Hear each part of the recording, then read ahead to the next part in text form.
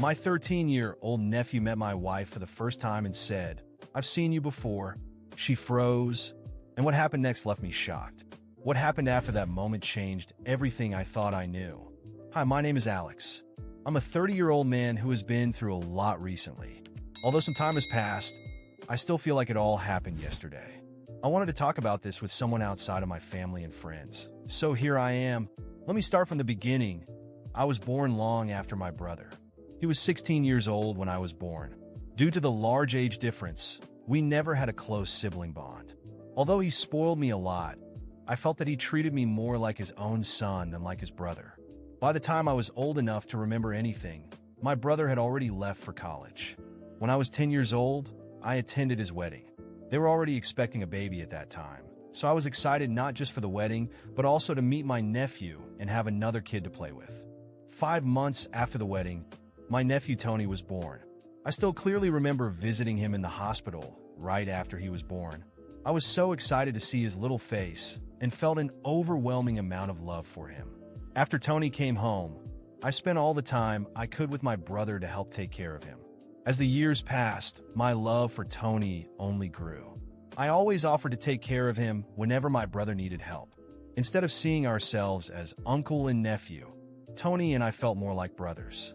That's why it was so hard for both of us when I had to move to another state, Florida, to study and work. But I made sure to always call home and keep in touch with my family, especially Tony. The distance did not break our bond. In my last year of college, I met my wife, Kelly. She was a soccer star, and I still don't know how I caught her attention. Since I wasn't interested in sports at all, I spent most of my time reading in the library. But one day, Kelly found me there and started talking to me. What I loved most about her was how confident and charming she was. Later, after we had been together for a while, she told me that she was actually nervous to talk to me, but I would never have guessed it from the confidence with which she approached me. We went on several dates and quickly realized that, although we had different interests, we fit very well together. We shared the same sense of humor and spent all our dates laughing until our stomachs hurt. It didn't take long for us to make our relationship official. I always made it clear to Kelly how much I love my family, so she met them through many video calls. The only person I hadn't told Kelly about was my nephew Tony. Although Kelly had already met almost all the important members of my family, she still hadn't met Tony. However, I did talk about him a lot. One day, Kelly asked me why she hadn't met my nephew yet, even though I talked so much about him. I said, "Honey, I haven't introduced you to Tony because he's only 11 years old. I want to protect his innocence from my adult life." She replied, "I don't think 11 years old is too young. I'd like to meet him and be a part of his life too. Tony is the most important person to me, but he's still a child. He doesn't need to be involved in my romantic life," I explained. "It seems like you're keeping me away because you doubt the future of our relationship," she said. "What? That's not true at all," I assured her. "You were afraid to introduce me to Tony in case things didn't work out between us. You don't want to introduce him to someone who won't be a constant in his life," she continued. "You've got it all wrong. It's about protecting him, not doubting us," I said. Okay. Let's just leave it alone. Just understand that I see a long future for us," she said. "But I'm simply not ready to mix our worlds yet," I explained. I understood why Kelly was upset, but I wasn't ready to involve Tony in that part of my life. I wanted to protect Tony's innocence, even though deep down I knew I wasn't really doing that. In my mind, he was still that baby I met for the first time in the hospital, and I wanted to keep seeing him that way, at least until he became a teenager. 2 years after we graduated from college, Kelly asked me to move in with her, and I gladly accepted. I was excited to live with a woman I was so deeply in love with. During that time, I also met Kelly's entire family. Kelly was still a little hurt that I hadn't told Tony about her, but she decided to let it go instead of insisting on the subject. I could tell it still bothered her, because she would mention it briefly before changing the subject. When Tony turned 13, I waited a couple of months before finally telling him about Kelly. One day we connected on a video call while Kelly was out running. "Tony, I have something to tell you," I said. "What is it?" he replied. "I have a girlfriend." "Really? Oh my God. Tell me everything," he exclaimed. "Her name is Kelly. We met in college, and we've been together since my senior year." "Is she a good person?" he asked. "She's the best. You're going to love her, I assured him. Then I can't wait to meet her. Well, we were actually planning to come over for Thanksgiving. Wait, seriously? That's bad timing. What do you mean? I asked, confused. I got into that boarding high school I've been talking about for years. I have to be there next month. That's amazing, Tony. I'm so proud of you. Yeah, but I won't be there for Thanksgiving. Don't worry about that. Anyway, I'm planning to marry Kelly, so you'll have plenty of time to meet her. You're already planning weddings? I love it, he said, laughing. Tony looked directly at Kelly for a few seconds, his eyes carrying confusion that quickly turned into recognition. Before I could ask what was happening, he pointed at her with a surprised expression. I've seen you before, Tony said, clearly confused. Kelly went pale, as if all the blood had drained from her face at once. I looked from one to the other, trying to understand what was going on. Tony's words echoed in my head, and I felt a chill down my spine. Something was clearly wrong. Where have you seen her, Tony? I asked, trying to stay calm, while Kelly seemed unable to move or speak. Tony hesitated for a second, as if trying to recall some specific detail. She's Dad's girlfriend. I've seen her at our house several times, Tony replied, frowning. I thought you knew each other, since you were always there too. My mind stopped. Every word he said felt like a blow. Dad's girlfriend? The world around me began to spin, and I felt my throat go dry. I looked at Kelly, who now had wide eyes and a look of pure panic. This isn't true, is it, Kelly? I asked, my voice low, almost a whisper. Every second that passed without a response from her felt like an eternity. She finally opened her mouth, but no words came out. She just mumbled something incomprehensible. Tony was looking at both of us, clearly realizing that he had said something important, and maybe even wrong. Alex, I can explain, Kelly finally managed to say, her voice trembling. Explain what? I demanded, now feeling the anger grow inside me. You were with Tony's dad? You were cheating on me? With my brother? I couldn't believe what I was hearing. All that love, all that trust, the conversations about marriage, everything now felt like a big lie. And the worst part was that Kelly couldn't even deny it. She just looked at me with pleading eyes, while Tony seemed to realize for the first time that something was very wrong. It wasn't supposed to be like this, Alex, she started, but I was already losing my patience. Since when, Kelly? I demanded, my voice now sharp. Since when have you been cheating on me? She lowered her head, tears streaming down her face. I knew the truth was coming, and part of me didn't even want to hear it. But I needed to know. Since before we moved in together, she admitted, her voice barely audible. I stood still. Before we moved in together? That meant that while we were making plans for our life together, while I was introducing her to my family and talking about the future, she was betraying our trust. Not just cheating on me, but cheating on me with my own brother. A knot formed in my stomach, and I felt nauseous. So that's why you insisted so much on meeting Tony, wasn't it? I asked, my voice filled with contempt. Because you already knew my brother and wanted to keep up appearances. You wanted everything to look normal while hiding your visits to his house. How could you? Kelly began crying more intensely, covering her face with her hands. Tony looked shocked, not knowing what to do or say. He was a 13-year-old kid trapped in adult drama, and I felt a deep pain realizing that he was involved in all of this. You were never honest with me. I continued, my voice now almost breaking. I loved you, Kelly. I was planning to marry you, to introduce you to Tony because he is the most important person to me. And now I find out you were with his dad? How could you do this? She tried to approach me, extending her hand, but I took a step back, refusing any contact. Please, Alex, I made a mistake. It was a mistake, she pleaded. A mistake? I laughed bitterly. This wasn't a mistake. It was a series of choices.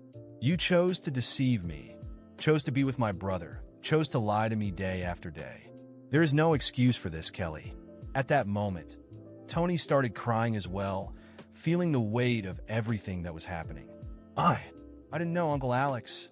I thought you knew about all of this. He sobbed, his eyes wide with despair.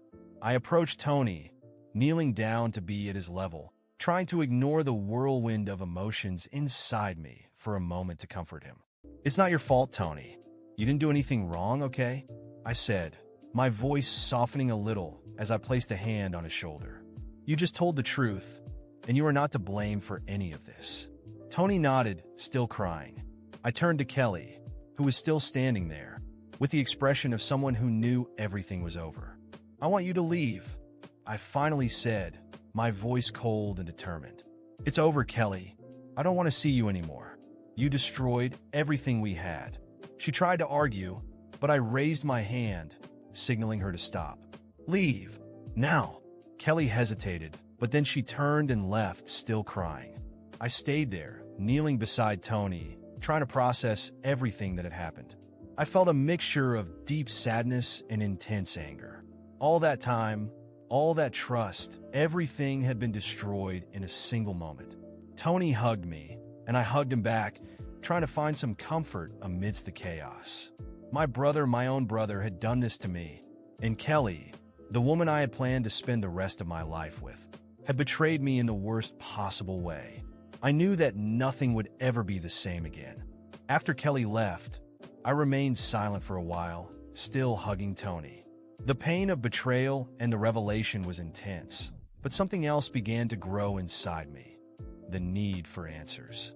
I needed to confront my brother. I needed to hear his side of the story. I needed to understand how this had happened. I hugged Tony for a moment longer, then carefully wiped his tears and tried to give him a comforting smile. It's going to be okay, Tony, but now I need to sort some things out with your dad, all right? I said to him. He just nodded, visibly shaken. I didn't want to involve him more than he already was, so I left him with my mother, who was visiting and had noticed that something very serious had happened. I quickly explained that we needed to talk privately, and she agreed to take care of Tony. I got into the car and drove to my brother's house, my mind a whirlwind of emotions. Anger, sadness, confusion. Every mile that passed seemed to increase my indignation. How could he do this to me? He knew how much Kelly meant to me. And even so, I arrived at my brother's house and knocked on the door hard, my patience running out by the second. It took a few moments, and when he finally opened the door, his face showed surprise at seeing me there. Alex? What happened? He asked, but I wasn't in the mood for pleasantries. We need to talk now, I said, walking past him and entering the house. He closed the door behind me, clearly confused by my attitude. Sure, what's going on? He asked again, seeming genuinely concerned. I turned to him, my expression serious, trying to contain the anger I felt. It's about Kelly. I started, and I could see his expression change immediately, from surprise to something I couldn't quite identify. Kelly? What happened to her? He asked, somewhat hesitant. Don't pretend you don't know, Robert. I know everything. I know you were with her. I said, my voice breaking a little.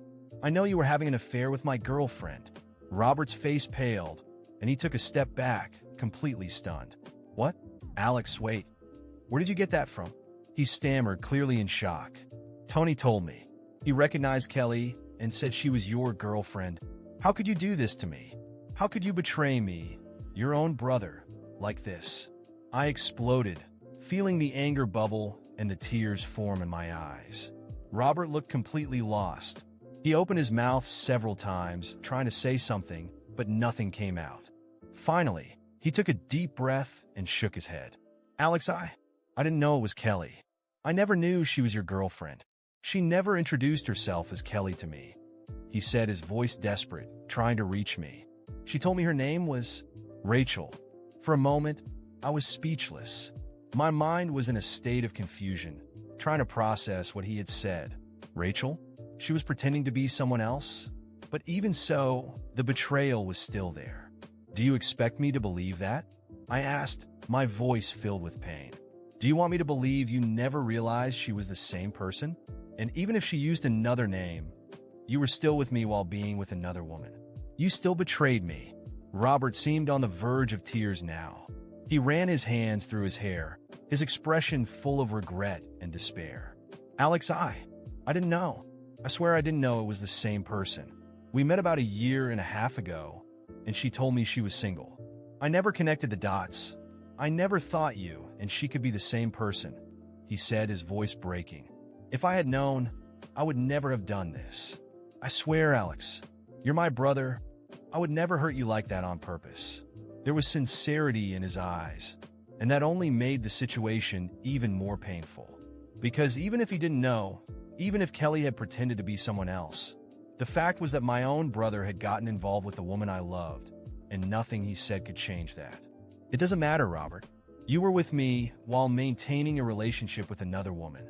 I trusted you, and look where that got us. I said, feeling the anger turn into something darker, a deep sadness, a sense of loss that seemed impossible to overcome. Robert approached me, trying to reach out, but I took a step back, refusing any contact. Please, Alex, forgive me. I would do anything to undo this, anything to regain your trust, he said, tears now running down his face. I looked at him for a long moment, seeing the regret in his eyes, and something in me knew he truly hadn't meant to hurt me. But the damage was done, and there was no going back. It didn't matter that he didn't know. It didn't matter that he had been deceived by Kelly. The pain was there, and I couldn't just pretend everything was okay. I need to leave, I finally said, my voice low and emotionless. I can't stay here. I need time. I need space. You hurt me, Robert, and I don't know if I'll ever be able to forgive you. He nodded, the pain clear on his face. I understand. Just please know that I love you, Alex. You're my brother, and I would give anything not to have caused you this pain, he said, his voice broken. Without saying anything else, I turned and left the house, feeling an overwhelming weight on my chest. That wasn't the outcome I wanted, but it was the only one I could accept at that moment. I left without looking back, knowing that my relationship with my brother would never be the same. As I drove back home, the emptiness inside me seemed to grow, absorbing every positive thought I might have had. It wasn't just Kelly that I had lost, it was also the trust in my own brother. I needed space, I needed time to figure out how to move forward, and above all, I needed to find a way to deal with the pain and betrayal that seemed to have torn every piece of my heart apart. When I got home, I found Tony sitting on the couch, his eyes still red. He looked at me, as if searching for some sign that things could go back to normal. I just sat next to him and hugged him, feeling my own tears fall again. It's gonna be okay, Tony, I whispered, more for myself than for him. We're gonna be okay. Somehow we'll get through this. And there we stayed, just two brothers, trying to find comfort in each other, while the world around us seemed to have crumbled. When I prepared to leave my mother's house, Tony came to me, his eyes still red from crying. He seemed unsure, as if he didn't know whether he should say something or just stay silent. I couldn't leave him like that. He wasn't to blame for anything that had happened, and as broken as I was, I didn't want him to feel responsible. Uncle Alex, Tony began, but the words wouldn't come out. I simply approached him and hugged him tightly. I felt his small hands wrapping around me, and he started sobbing again. That moment hurt more than anything else. I had always wanted to protect Tony from anything painful or difficult, and now there he was, hurt by something I could never have prevented. It's going to be okay, Tony. I promise, I said softly, holding back my own tears. I didn't know if it would really be true, but in that moment, it was what he needed to hear, and it was the promise I was willing to try to keep. I hugged him for a long moment before pulling away and running my hand through his hair. Take care of your dad, all right? And take care of yourself too, I said, trying to give him a reassuring smile, even though inside everything felt like it was falling apart. Tony nodded, his eyes still wet with tears, and I finally stepped away, giving him one last wave before leaving the house. I knew there was still a lot to resolve, but for now, I needed distance. I needed time to breathe and figure out how to move forward. When I got home, I was greeted by a flood of notifications on my phone. Messages and more messages from Kelly. She was begging to meet with me, to talk, and try to work things out. Words like, "I'm sorry," and "please forgive me" were repeated in almost every message. I just sighed and, with the same determination I had when I sent her away, deleted each one without even opening them. That chapter of my life was closed. In the following days, it felt like I was trying to navigate through unknown territory, one day at a time. I went to work, came back home, and focused solely on maintaining a routine. Sometimes it felt like I was on autopilot, just going through the motions that kept me moving without really processing what had happened. But I knew I needed that. I needed time to heal, even if that healing came through the simplest, most mundane routine. It was at work that I found a kind of refuge. I threw myself into my projects and dedicated myself fully. I volunteered for any extra task, took on responsibilities that others avoided, and made sure to deliver everything in the best way possible.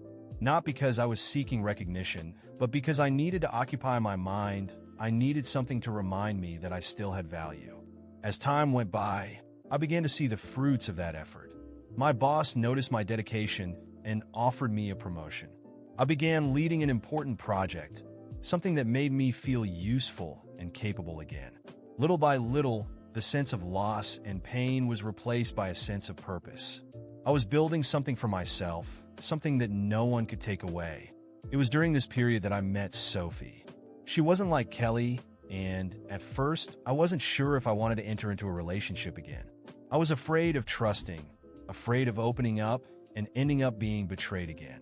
But Sophie was patient. She didn't push, didn't try to rush anything. From the beginning, everything between us was simple and honest. We started as friends, going out for coffee, laughing at small things, and gradually, that friendship turned into something more.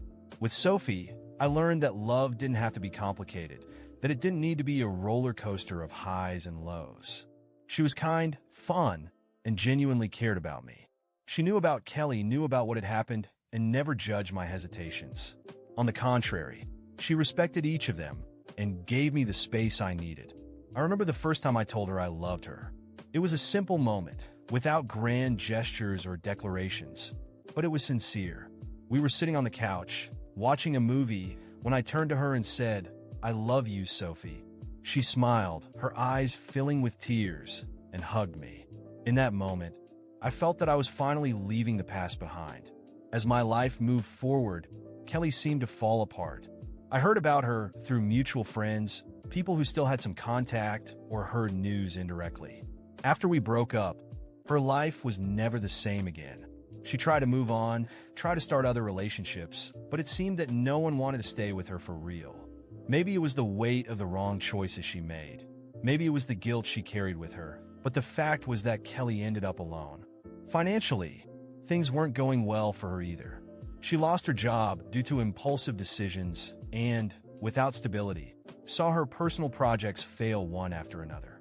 She even sought help from some friends, but many of them no longer wanted to get involved.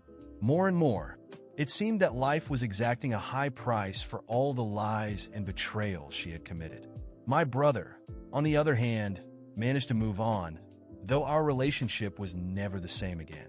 After that day, there were months of silence between us. I simply couldn't look at him the same way, and the pain of betrayal was an abyss that seemed impossible to cross. But over time, Robert reached out to me again. He apologized more sincerely, acknowledging his mistakes and how much he had hurt me.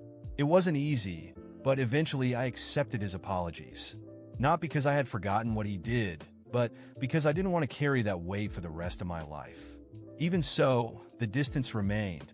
We were no longer the inseparable brothers we once were, but we were cordial. We knew that, somehow, we needed to coexist, especially for Tony's sake.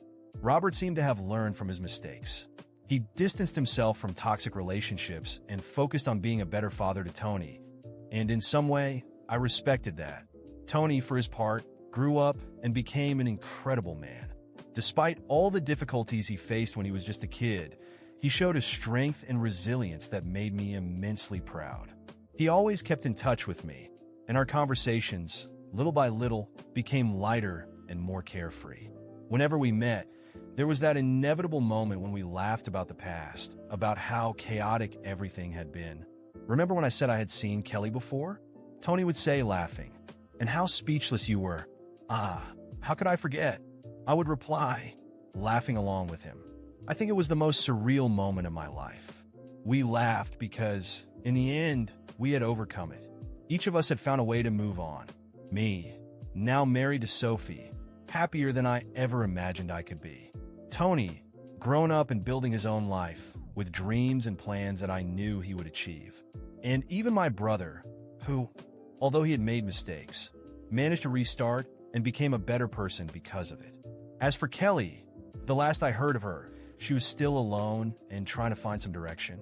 There was no resentment on my part. I had truly loved her, but that love had turned into a lesson. A lesson about trust, about choices, and about the value of respecting oneself. Kelly made her choices, and now she faced the consequences. I moved on. I left the past where it belonged and allowed myself to live a future that made me happy. And that, in the end, was all that mattered.